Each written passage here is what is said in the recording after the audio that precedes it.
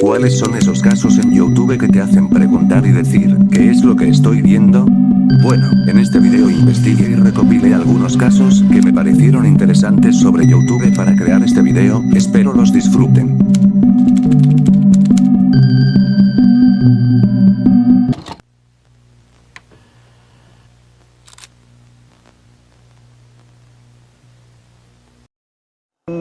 Internet nos da ídolos, memes y noches enteras de entretenimiento, pero también expone a personas reales a una máquina que consume sin piedad. Esta es la historia de Desmond de Tika Amoza, su ascenso, sus crisis y lo que dejó después. Esta es su historia y lo que nos dejó como comunidad. Desmond Amoza, conocido como Tika, fue una figura icónica en la escena gamer, un streamer y youtuber famoso, creció en una generación que transformó el hobby en carrera de foros a clips virales, su energía explosiva y su amor por Nintendo lo convirtieron en una figura querida en la comunidad gamer, sus reacciones, gritos y gritos de emoción eran su sello y su conexión con miles de seguidores, pero fuera de la pantalla Tika luchaba contra algo que no se ve en los clips virales, crisis de salud mental que se fueron intensificando con el tiempo, salud mental, episodios públicos de comportamiento errático y una relación complicada con la fama. Quienes lo conocían decían que Tika usaba el humor extremo y la provocación como escudo, para una parte de show, para otros eran señales de que algo más grave ocurría. A lo largo de 2018 y 2019 Tika tuvo varios incidentes públicos que preocuparon a su audiencia, en ocasiones su comportamiento en línea resultó errático y alarmante para sus seguidores, para muchos de sus fans no fue un súbito colapso, fue una escalada visible con momentos donde la línea entre entretenimiento y crisis personal se rompió. El 19 de junio de 2019 se subió un video pregrabado a uno de los canales asociados a Tika titulado I Am Sorry. En ese video Desmond recorre partes de la ciudad hablando de su salud mental, explícitamente de sus pensamientos suicidas, de lo dañino que puede ser el exceso de exposición en redes y de pedir perdón por haber alejado a la gente. Poco después de la publicación el propio video fue retirado por YouTube por incumplir sus normas, aunque fragmentos y resubidas circularon por otras plataformas. Tras eso, Tika fue reportado como desaparecido, condolencias, preguntas y el eterno cuestionamiento se pudo haber evitado. La comunidad y otros creadores intentaron contactarlo, lo buscaron y pidieron que la policía interviniera. La búsqueda terminó trágicamente, en los días siguientes se encontraron pertenencias en el Manhattan Bridge y la policía recuperó un cuerpo en el East River. Las autoridades confirmaron que se trataba de Desmond Amoza. Posteriormente, el forense determinó que la causa de la muerte fue ahogamiento y la muerte fue catalogada como suicidio. Cuando se confirmó su muerte, parte de la comunidad pidió que se restaurara el video I Am Sorry como las últimas palabras de Desmond. Varios creadores exigieron que YouTube lo repusiera para que los fans pudieran entender su estado mental final. El debate mostró una tensión. ¿Es correcto preservar un último testimonio que puede ayudar a comprender o traumatizar a los seguidores? ¿Qué debería hacer una plataforma cuando el contenido de un creador se convierte en evidencia de una crisis? El caso de Tika no es solo la historia de una muerte terrible, es una lección sobre cómo las estructuras de Internet, algoritmos que premian la frecuencia, la audiencia que exige más y la economía de la atención pueden empujar a una persona que ya está frágil. También expone limitaciones de las plataformas, moderación automática que puede borrar material sensible, sistemas de detección lentos para señales de crisis y la falta de protocolos claros cuando un creador muestra signos de peligro público. Hay preguntas difíciles, ¿hasta qué punto los fans y amigos tienen responsabilidad? ¿Cuánto puede o debe intervenir la plataforma? Y, quizá lo más humano, ¿cómo cuidar a alguien cuando su vida se vive en público? No hay respuestas simples, pero la discusión que siguió al caso de Tika empujó a creadores y plataformas a pensar en protocolos de crisis. Desmond de Tika Amoza era más que un avatar en una pantalla, era una persona que luchó en público contra algo que muchas veces permanece en privado. Su historia nos recuerda algo esencial: detrás de los streams, las miniaturas y las risas hay seres humanos que necesitan ayuda. Pero, ¿qué crees que debería cambiar en YouTube para evitar tragedias así?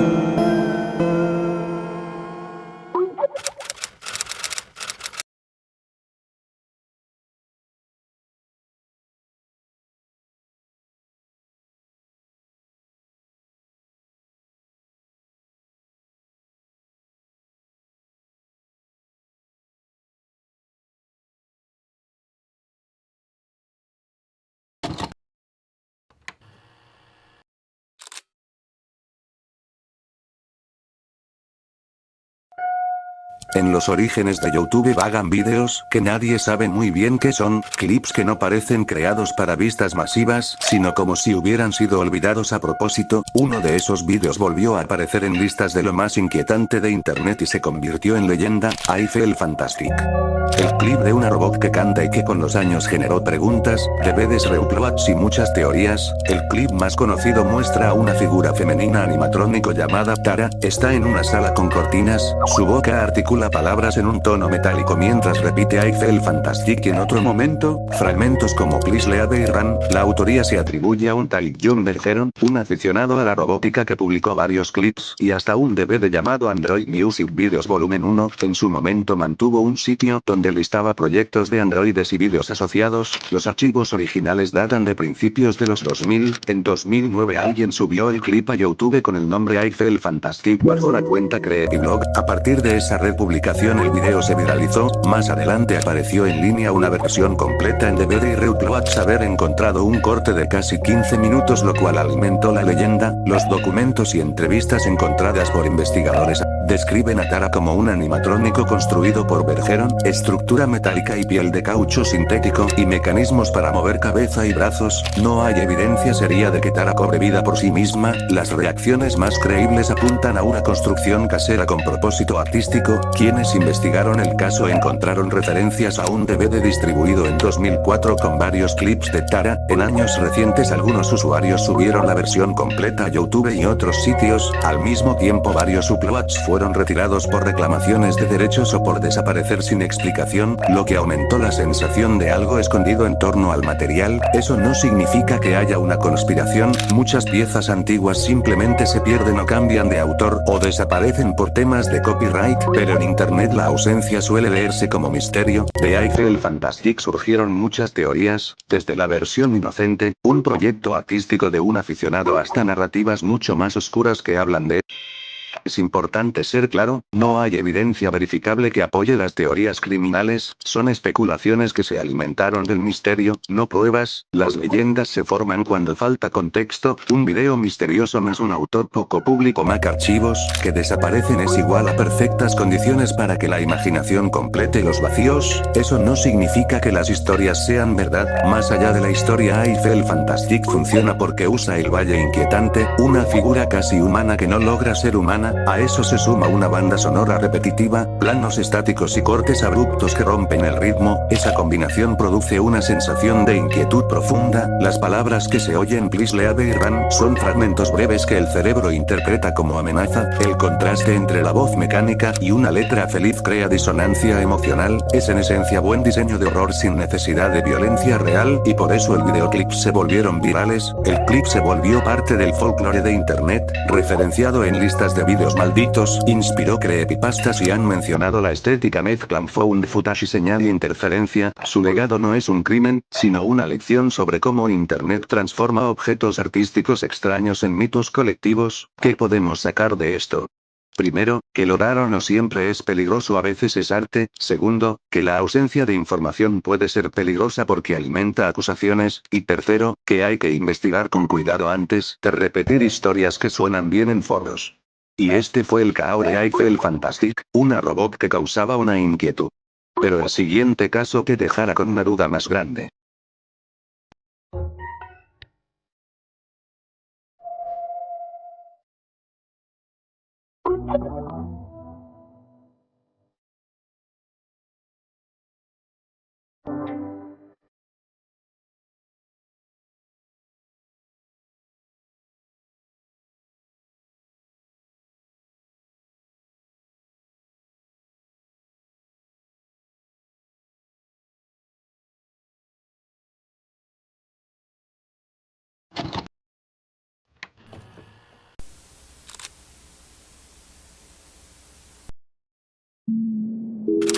En 2015 apareció un canal de YouTube que parecía querer romper las reglas del sentido, subía miles de vídeos cortos sin explicación, con audio distorsionado y símbolos crípticos. La gente lo llamó un favorable semicircle. Hoy iremos paso a paso, quién lo vio, qué subía, por qué se volvió un misterio y qué respondió su autor años después. El canal apareció a finales de marzo de 2015 y, a partir del 5 de abril comenzó a subir vídeos a una velocidad inusual, clips de apenas segundos, repeticiones y un repertorio visual que muchos describieron como ruido o arte fracturado. Los títulos eran peculiares, muchos empezaban con el símbolo de Sagitario o con 6 dígitos aleatorios, las miniaturas mostraban puntos solitarios, cuadros pixelados o simplemente ruido estático, la mayoría duraba 4 a 6 segundos, algunos eran silencios largos, uno llegó a durar hasta 11 horas, otros mostraban un punto de color sobre un fondo sólido, algunas piezas incluían sonidos estridentes, crujidos y frecuencias extrañas, una narrativa clara. Esa simplicidad y a la vez esa masa enorme de archivos fue lo que llamó la atención. No era un video viral, era un torrente de pequeñas piezas que juntas parecían querer decir algo. Pronto surgieron foros y subreddits donde usuarios descargaron copias, catalogaron nombres y trataron de encontrar patrones. Algunos intentaron alinearlos fotograma a fotograma para ver si aparecía una imagen mayor, otros jugaron con audio a velocidad acelerada buscando mensajes ocultos.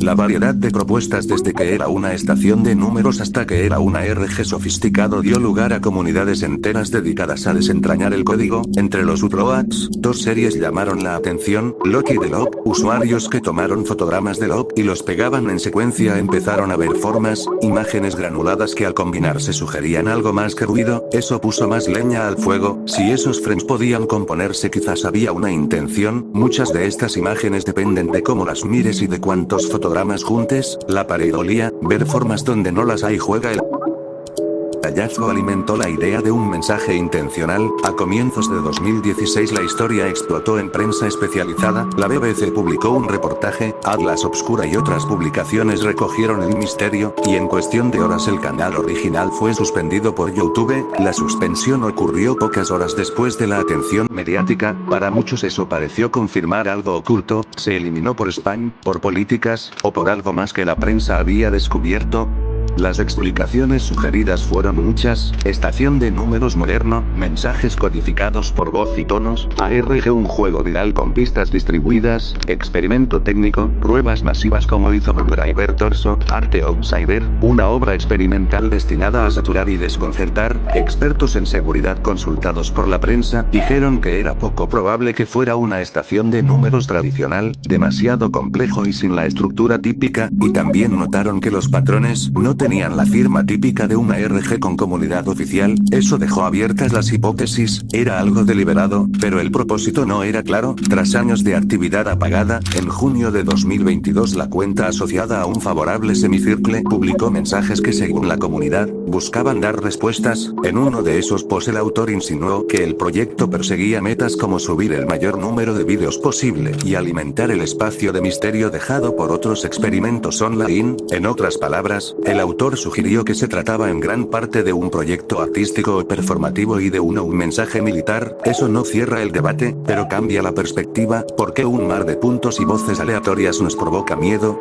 Porque activa dos cosas: incongruencia, algo que parece tener forma humana, voz, pero sin contexto. Cuando hay demasiada información sin llave, el cerebro intenta completar un patrón. Internet multiplica ese efecto. La ausencia de autoría y la repetición crean leyenda. Además, la escala de miles de vídeos da la sensación de una inteligencia que trabaja en la sombra, aunque muchas veces la escala puede ser solo una meta: subir más que nadie. Un favorable semicircle dejó 3 lecciones claras: los misterios en la red crean comunidades que investigan, la ausencia de contexto alimenta teorías, a veces la explicación más prosaica, arte, experimento, récord, es la correcta, pero eso no disminuye el valor cultural del misterio. Quizá la pregunta más interesante no es qué era, sino qué hacemos con lo que no entendemos en Internet.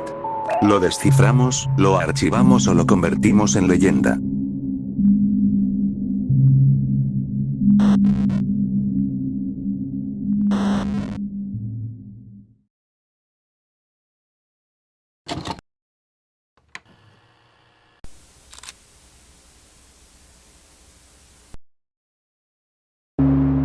Internet convierte lo cotidiano en contenido. A veces eso sale bien, otras veces, el mismo sistema que premia la viralidad provoca escenas que hacen preguntarnos: ¿hasta dónde llega la responsabilidad del creador?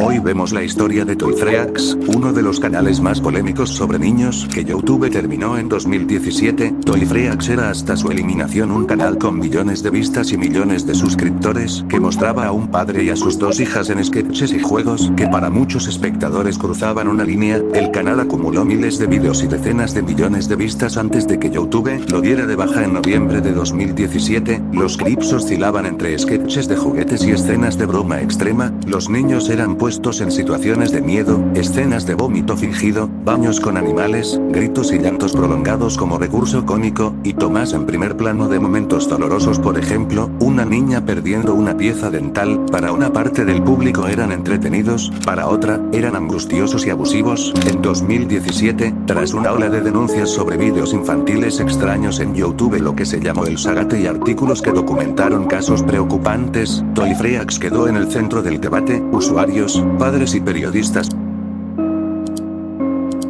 normalizar la humillación y el daño físico y emocional a los niños para generar visitas. El punto de quiebre fue en noviembre de 2017, que YouTube anunció que estaba revisando contenido infantil y empezó a eliminar canales y vídeos que violaban sus políticas sobre seguridad infantil y explotación. Toyfreaks fue terminado por violar las directrices de la plataforma. Su mensaje decía que la cuenta había sido eliminada por incumplimiento de las normas. La eliminación en YouTube no fue el final del asunto. YouTube contactó al National Center for Missing and Exploited Children, o por sus siglas, MET. Hubo reportes a la policía local. Sin embargo, determinar responsabilidad legal no fue sencillo. Según varios reportes, diferentes departamentos policiales revisaron el caso y en algunos puntos concluyeron que no había pruebas claras para cargos criminales. En otros, devolvieron la investigación a agencias que no consideraron el material como un delito probatorio. En resumen, hubo investigaciones y remisiones, pero no resultaron en cargos penales generalizados contra el creador según los archivos públicos disponibles. Para entenderlo necesitamos ver tres piezas. 1.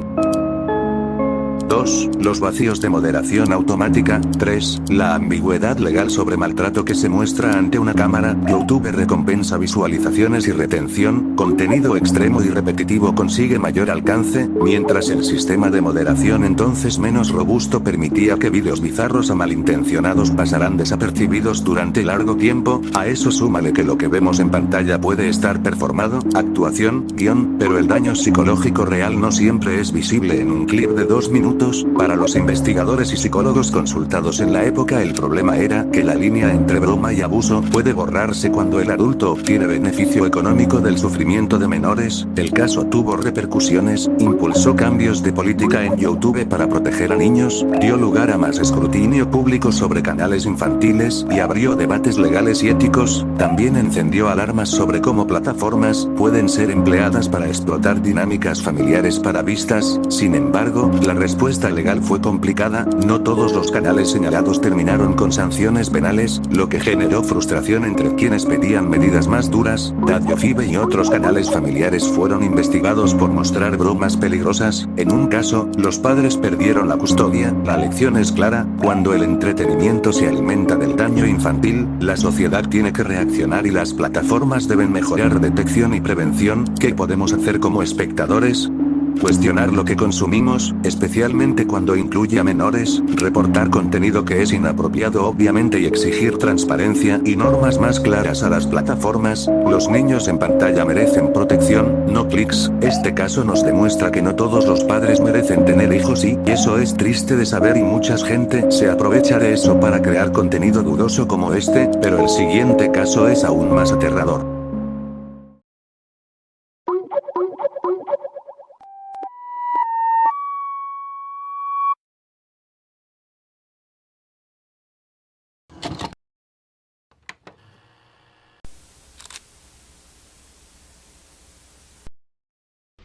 El 15 de marzo de 2019 un atacante asesinó a fieles durante la oración en 2 mezquitas de Christchurch, Nueva Zelanda. Lo hizo sabiendo que era observado en directo. Transmitió parte del ataque por redes sociales para que circulara. Lo que empezó como una matanza se transformó en un experimento criminal diseñado para hacerse viral. ¿Cómo pasó eso? ¿Y qué pudo haberse hecho distinto? El 15 de marzo de 2019 durante las oraciones de viernes, se produjeron dos ataques armados, primero en la mezquita Al-Nur y minutos después en la Al-Nud Islamic Centre. En total 51 personas fueron asesinadas y decenas resultaron heridas. El atacante fue detenido poco después. El autor transmitió en directo la primera parte del ataque y también difundió un manifiesto en línea antes de actuar. El atacante transmitió desde su punto de vista usando una cámara montada. La emisión original apareció en Facebook, aunque la compañía retiró la transmisión y trabajó para bloquear resubidas. Copias y versiones modificadas circularon de inmediato por redes, foros y sitios de intercambio. Fue uno de los primeros ataques terroristas diseñados explícitamente para ser difundido en tiempo real. Facebook afirmó que la transmisión original tuvo vistas limitadas en vivo antes de que fuera reportada, pero tras el borrado se calcularon miles de retweets y variantes. Las plataformas tuvieron que crear huellas digitales, haces para detectar copias. Los expertos definieron el ataque como algo más que violencia. Fue una performance crime, el del acto, con la intención explícita de provocar resonancia global. El tirador se inspiró en otros terroristas y buscó crear un mensaje que se replicara por internet. Las grandes plataformas, Facebook, YouTube, Twitter, lucharon por eliminar el material. Su moderación combinó algoritmos y revisores humanos, pero se encontraron con límites. Variaciones del video, resubidas rápidas y versiones alteradas impedían la eliminación completa. En las semanas que siguieron, se retiraron miles de copias, pero muchos clips circularon por horas y días. La crisis mostró dos problemas: la velocidad de difusión y la capacidad limitada de detección en tiempo real, lo que generó un debate global sobre si las plataformas podían o debían frenar transmisiones en directo de forma preventiva. En respuesta, Nueva Zelanda y otros gobiernos impulsaron iniciativas. Una de las más visibles fue la Christchurch Call, un acuerdo multilateral para que gobiernos y proveedores de internet trabajaran para eliminar contenido terrorista en línea y mejorar la coordinación entre plataformas. El autor Brenton Tarrant fue arrestado y se declaró culpable, y en 2020 fue condenado a cadena perpetua, precedente en Nueva Zelanda. Además, el manifiesto y el video fueron clasificados por autoridades como material objetable, lo que penaliza su distribución en ese país. La transmisión hizo que muchas personas, sobrevivientes, familias y la comunidad musulmana local experimentaran una exposición repetida al trauma. Estudios y artículos señalaron efectos psicológicos graves. Reenvíos, copias del video y cobertura constante prolongaron el daño y complicaron la recuperación comunitaria. El caso puso sobre la mesa preguntas incómodas. ¿Debe haber moderación preventiva de transmisiones en directo? ¿Pueden las plataformas detectar señales en tiempo real sin convertir todo en vigilancia masiva? ¿Hasta qué punto los gobiernos deben regular el contenido sin destruir la libertad de expresión? Desde 2019 ha habido avances, más cooperación entre empresas y gobiernos, mejor uso de fingerprints o haces, y herramientas de IA para detectar contenido, pero los ataques recientes y la multiplicación de formatos clip cortado, audio extraído, deepfakes muestra que el problema sigue evolucionando. La tragedia de Christchurch nos recuerda una cosa: la tecnología potencia lo mejor y lo peor de la humanidad. Como espectadores deberíamos no amplificar material dañino, reportar cuando veamos contenido que glorifique o reproduzca violencia, y escuchar a las comunidades afectadas.